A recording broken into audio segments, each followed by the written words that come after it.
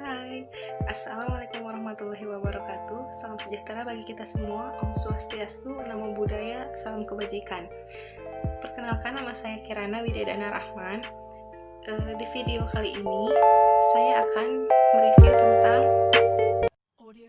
yang pertama, hakikat bahasa Indonesia. Sejarah perkembangan bahasa Indonesia. Rentang waktu proses perkembangan bahasa Indonesia dari awal hingga sekarang tidaklah dalam waktu yang singkat, melainkan dalam tahapan waktu yang berabad-abad lamanya.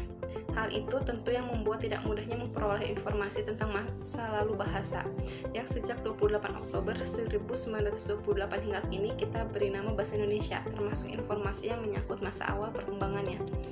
Kedudukan bahasa Indonesia. Melalui Sumpah Pemuda pada tanggal 28 Oktober 1928 diikrarkan bahwa bahasa Indonesia telah menjadi bahasa nasional. Kejelasan ikrar tersebut terdapat pada urutan ketiga dalam isinya yang diungkapkan dalam kalimat Kami Putra dan Putri Indonesia menjunjung bahasa persatuan bahasa Indonesia.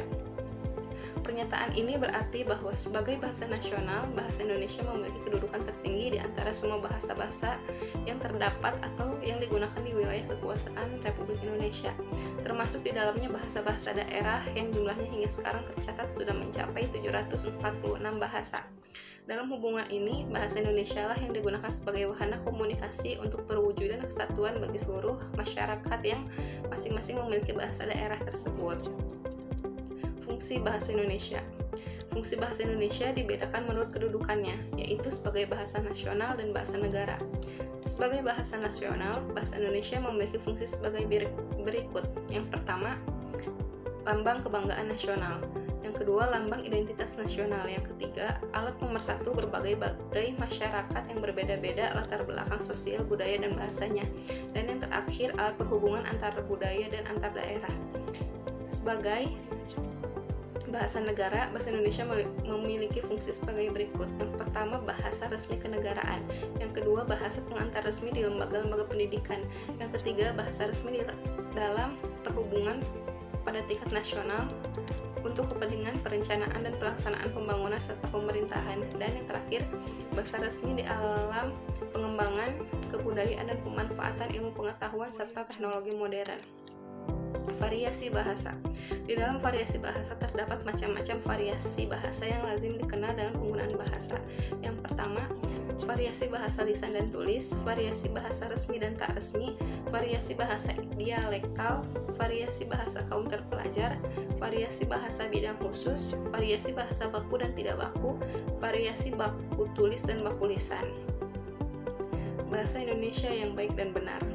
Baik sesuai dengan situasi komunikasi formal dan non-formal, yakni bertujuan agar informasi yang ingin disampaikan dapat diterima dan dipahami oleh tutur kata yang baik. Benar sesuai dengan kaidah bahasa Indonesia, baik dari segi pembentukan kata, pengkalimatan, maupun penulisan ejaan. Berbahasa yang benar harus sesuai dengan kaidah bahasa atau kebakuan bahasa. Jadi, berbahasa Indonesia yang baik dan benar berarti menyampaikan pikiran dengan informasi yang lengkap secara teratur.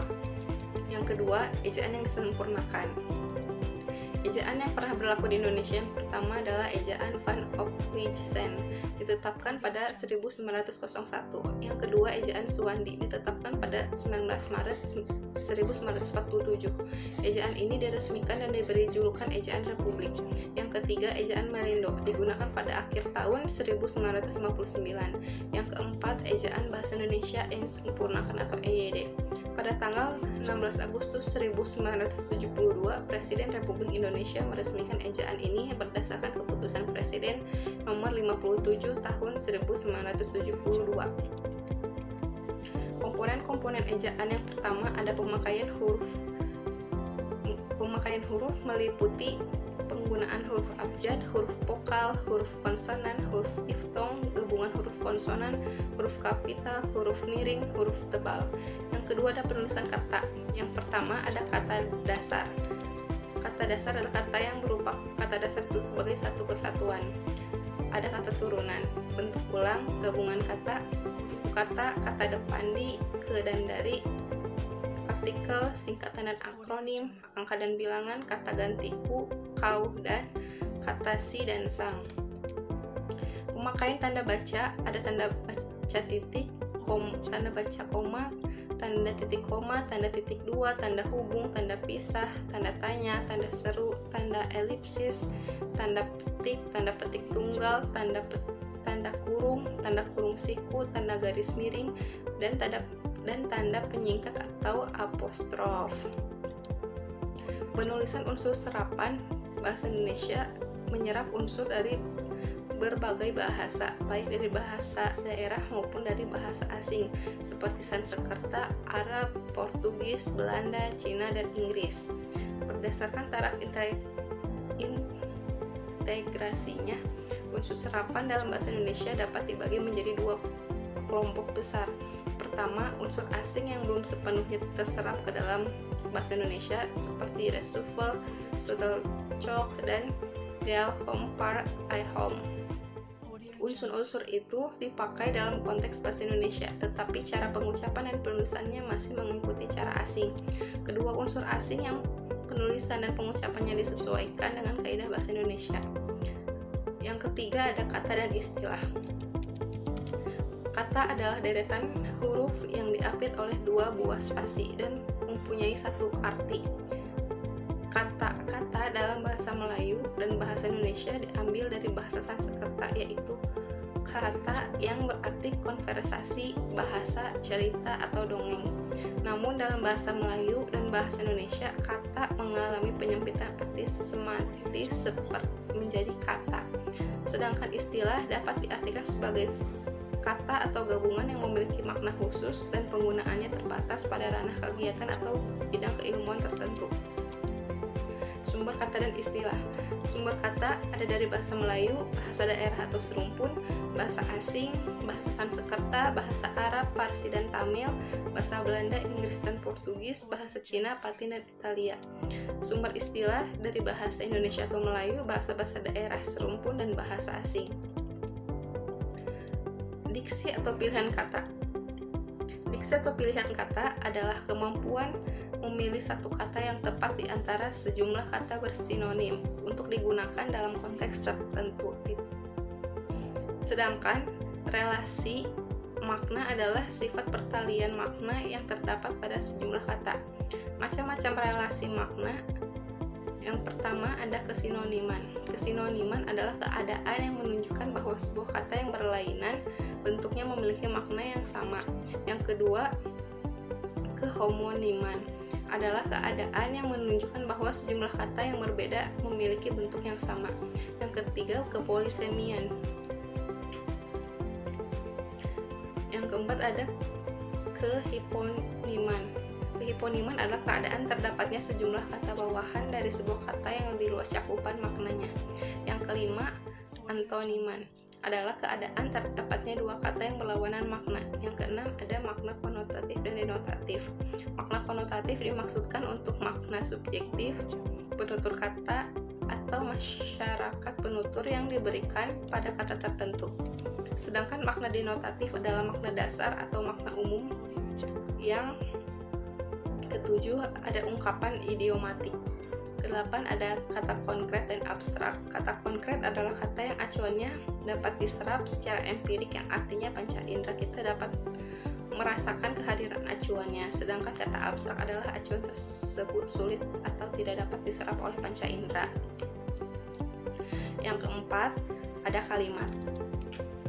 Ada dua hal penting yang berkenaan dan konsep kalimat, yaitu konstituen dasar dan intonasi final. Konstituen dasar kalimat biasanya berupa klausa yang di dalamnya terdapat unsur-unsur minimal sebuah kalimat, yakni unsur subjek dan unsur predikat. Klausa merupakan konstituen inti kalimat karena secara aktual dan potensial dapat menjadi kalimat. Kalimat didefinisikan sebagai satuan bahasa yang disusun oleh kata-kata yang memiliki makna yang lengkap. Dalam wujud tuliskan kalimat diucapkan dengan suara naik turun, keras lembut, di sela jeda dan diakhiri oleh intonasi final yang diikuti oleh kesenyapan titik. Dalam wujud tulisan kalimat dimulai dengan huruf kapital dan diakhiri dengan intonasi final.